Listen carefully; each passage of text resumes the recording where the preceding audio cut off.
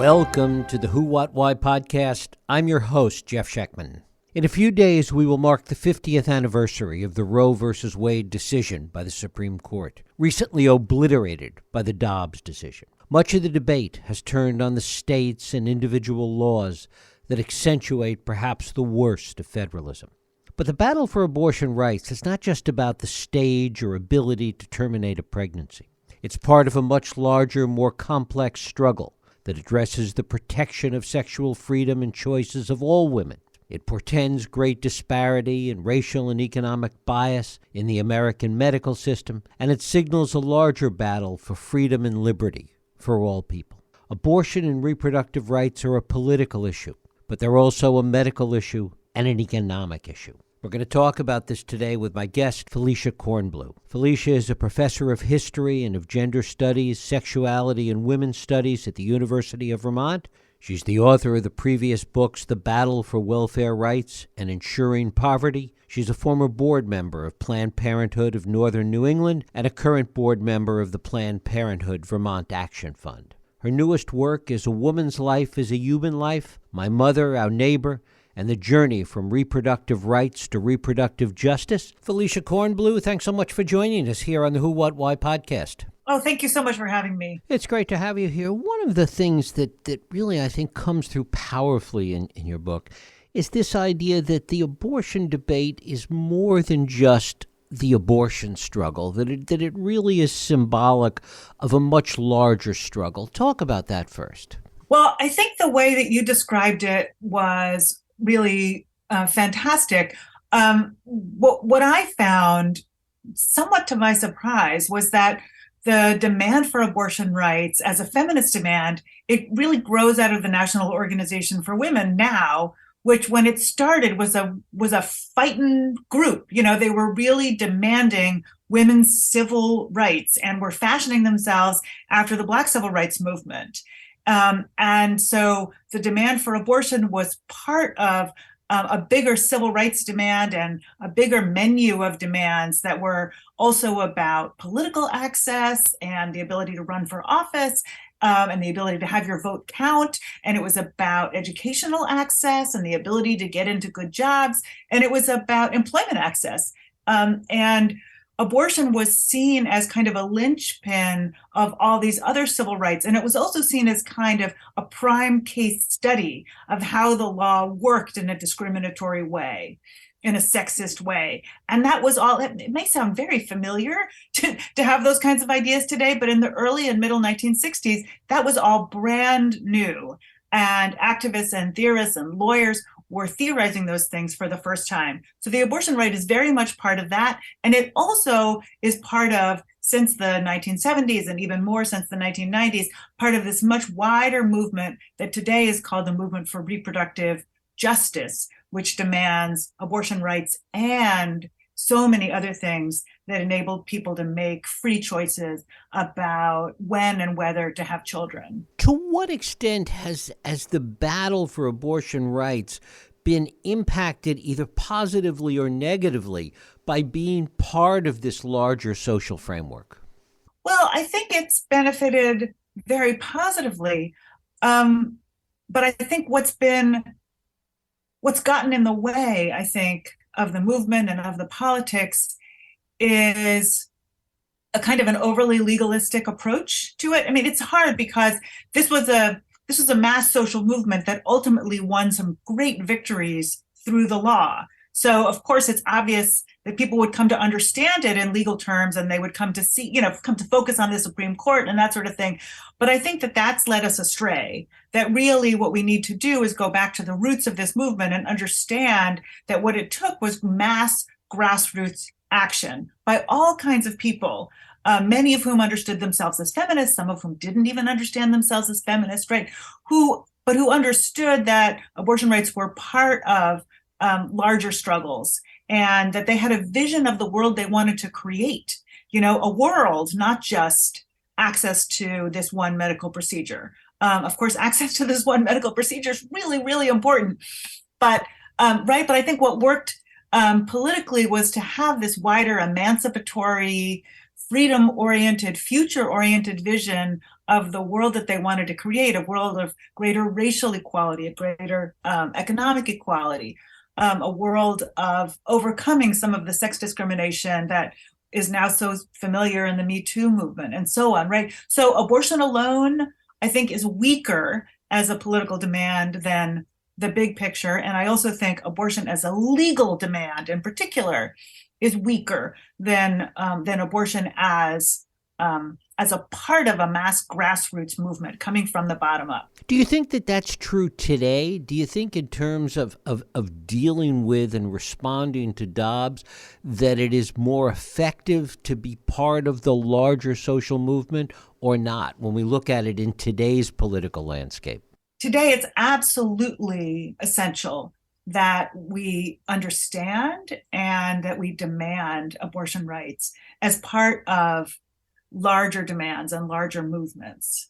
I think it's absolutely critical. I think people have been learning this by necessity since Roe versus Wade was overturned last June. But in the very, very immediate period, right after the Supreme Court leak occurred last spring, and then after the Dobbs opinion itself, what I heard was a lot of people trying to wrap their minds around kind of the niceties of constitutional law, and trying to get smart about that. What's going on in the Supreme Court? What are their doctrinal arguments? Blah, blah, blah. How can we defeat them? And that at that level. And I think that is a complete red herring. Right. It's fun to be, in my opinion, it's fun to be smart about that. But I think it's a total red herring in terms of organizing it, in terms of really thinking about why abortion is important. I think what matters, and the only way that rights are going to be preserved and expanded in the next few years is if we go back to the grassroots, right? And if we understand it's not really about all that doctrinal blah, blah, blah. It's not, the Supreme Court justices may think that it is, but that's not really what's going on. This is really about politics. It's about power. And it's about mobilizing people in behalf of our own rights and the well-being of our communities. I think that's the way to win. And if you look at this through the lens of the electoral battles that have happened just, in this last election cycle in places like Michigan and Kentucky and California, how does that fit into this framework?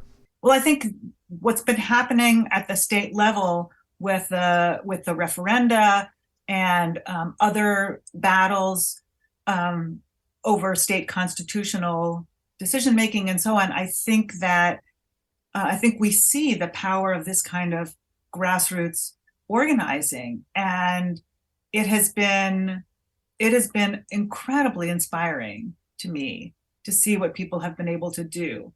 Again, this is not a function of people being smart in court, right? This is not a function of a couple of judges on some fancy, judicial bench giving us our rights. This is a matter of people, doing what every organizer would tell you to do: knocking on doors, talking to your friends, giving the donation so that the ads can go up on TV or on Facebook, and doing all of that, kind of building a complicated spider's web that will be strong enough to sustain a movement for the short term and for the long term. And there has been so much of that activity. And I think everyone who participates at every level, including by funding the movement, should congratulate yourself. And we should all understand that we need to keep going. Those successes in places like Kansas, even in my own state of Vermont, which is liberal, but we had a referendum on abortion that was more successful than anything, more successful than Bernie Sanders, which is astounding in the state of Vermont. Those are the places where we look to see the strategies that really work. Those strategies, they change people's minds, they change public opinion, and they change public policy. And as an example of that, you go back to the 60s and look at the social movements that were going on at the beginning of this battle in New York in the early 60s. Talk a little bit about that, one of which your mother was involved in. Yes, so my mother was a member of the New York City chapter of the National Organization for Women, which was at the time the umbrella organization for people who are interested in women's civil rights and women's emancipation and people who had an understanding of discrimination on the basis of sex. It was kind of for people with that politics, it was kind of the only game in town. And my mother, as a member of NOW and a member of its abortion committee, drafted the first version of the New York City legislation that decriminalized abortion. Basically, the backstory is that abortion didn't used to be a crime, right? Before the 19th century, abortion was not a crime. According to the New York statutes, there was some stuff in the common law, the old law inherited from England. There was some stuff in the common law, but basically nobody was ever prosecuted. Then in the late 1820s, New York created a crime around abortion. And then it took until 1970 to decriminalize it. So it was my mother's legislation that she wrote the first draft of that said, we want to decriminalize what the state law has criminalized, has turned into a crime. We say it should no longer be a crime. And we should take it out of the state legal code. So when that law was finally passed in the spring of 1970, it wasn't as radical as what my mom wanted. That's what happens with legislation, right? You negotiate, you amend. But it was still the most liberal abortion law in the United States. And what was critically important about it was that there was no residency requirement. And it was the only abortion law in the country that had no residency requirement. So that meant that people could come from everywhere in the United States and even from countries abroad and seek a safe, legal abortion procedure in New York. And people did come. Like, the data are very, very clear. People came from every state in the Union.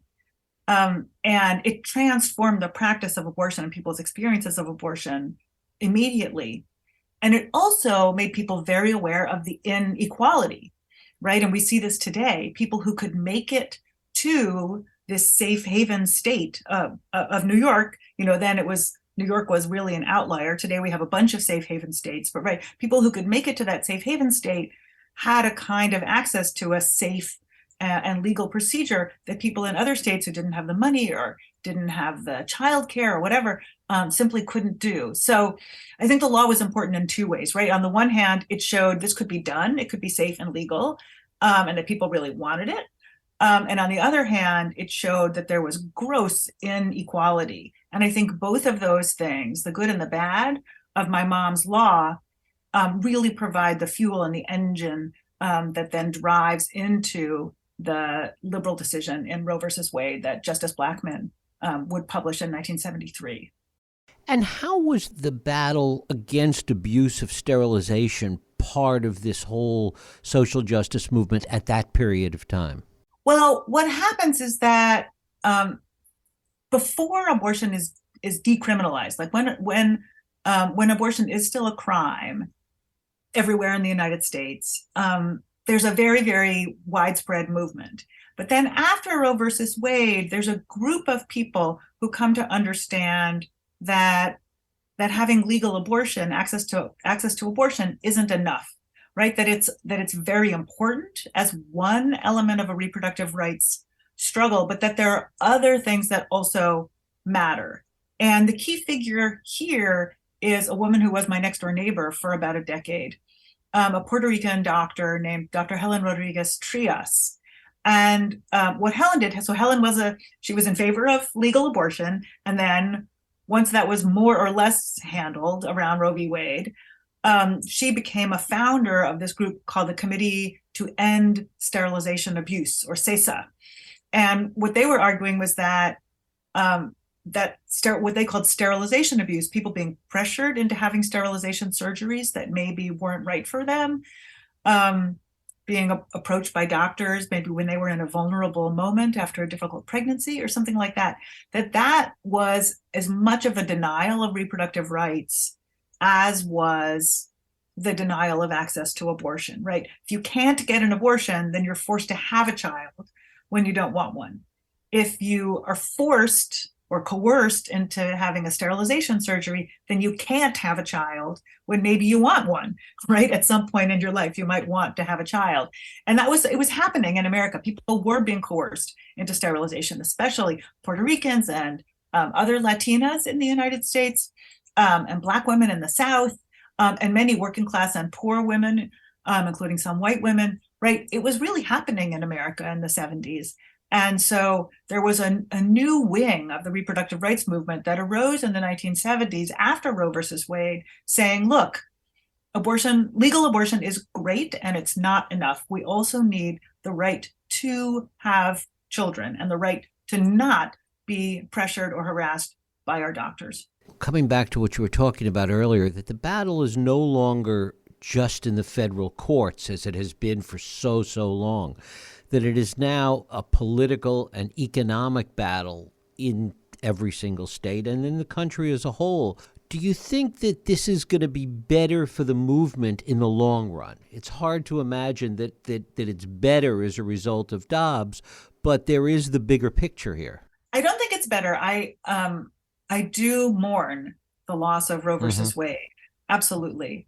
And I mourn it not just for itself, but for what it means. I mean, as a feminist, as someone who identifies as a woman, as someone who teaches young people about the history of feminism in America, I really experienced what happened in the Supreme Court last spring and summer as a slap, like almost physically, like a body blow. Like they're saying to me and my students that our lives are not fully important in this country. So I'll just underline that for a moment. And I will also say that that for a long time, it's been really important that we do this kind of demystification, if that word rings for people, like that we had a myth that somehow the Supreme Court was going to preserve our rights and that the other federal courts and meanwhile, our rights actually were kind of dribbling away for a long time.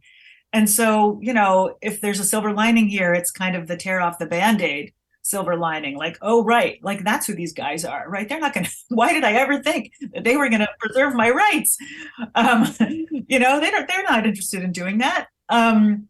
So I think it has helped in that way, and it has made a lot of people understand what probably we all should have understood all along, which is this is a grassroots struggle. It's a long-term struggle. It goes on every day. It's never done. The struggle against male dominance, white dominance, all of that stuff. It's a struggle that we're in every single day of our lives, and we got to be there. So right, if there's, I wouldn't say it's good.